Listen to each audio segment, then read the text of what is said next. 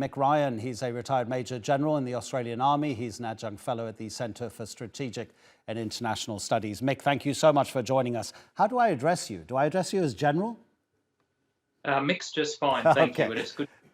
Thanks very much, Mick. Listen, we heard from Yevgeny Prigozhin, formerly known as Vladimir Putin's chef and a very good friend of his, the head of the Wagner mercenary group. How dangerous is it for a mercenary group to be operating in a conflict like this in terms of the responsibilities those fighters have? Well, it's dangerous to both sides. Firstly, mercenaries are unlikely to follow the laws of war, and they're going to treat prisoners and their enemies much more brutally and probably illegally in many circumstances. But they're dangerous to their own fellow troops as well, because they do their own thing. They're not well integrated into the Russian army, and they're competing for what they see the glory of the capture of Bakhmut. So they're dangerous to all sides. It was really interesting to hear that commander that I was quoting earlier. He only gave his surname. His name is Commander Skala. And he says he's never seen anything like it before, because the Wagner fighters are advancing while their fellows are falling and being killed in front of them, but they just continue to attack. In terms of the coldest winter months that are coming, what's that going to do for the fighting for both sides? Because both sides have decisions to make, don't they? Do we stay warm? Do we stay where we are? Or do we come out of our locations and move?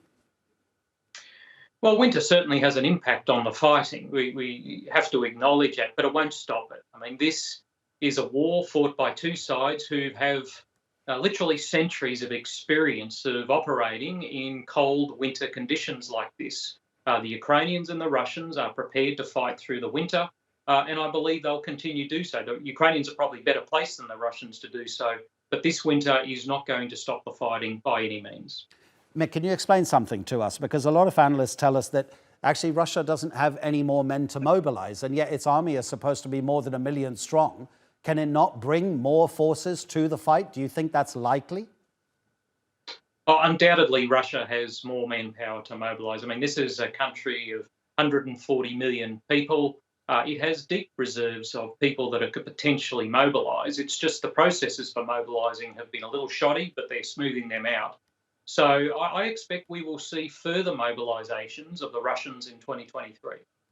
And do you see the resolution as being a military one? Or, of course, every war ends at the negotiating table, but will a political solution be forced upon Vladimir Putin? And could that possibly be because of reaction from his own people? At the moment, after that New Year's missile strike in Makivka, which killed at least 80 Russians, the Ukrainians say it could be 500, there are people reacting on Russian social media channels in the way they may not have done 6 months ago.